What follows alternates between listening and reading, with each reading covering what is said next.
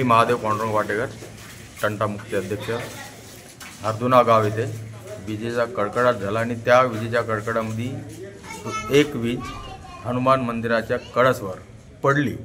पण त्यामध्ये एक हनुमानाची जे दिवाळीला टच करून जे मूर्त होती ते मूर्त खाली पडली आणि दोन मूर्तीचे फेस गेले आणि मागच्या साईडला पण क्रॅशेस झाले आहे आणि वरचा कळस तो पण क्रॅशेस झाला आहे। सुरेश दशरथ परसुटकर, मी या मंदिराचा पुजारी आहे आणि आज दिनांक 11/9/2025 या 2च्या दरम्यानमध्ये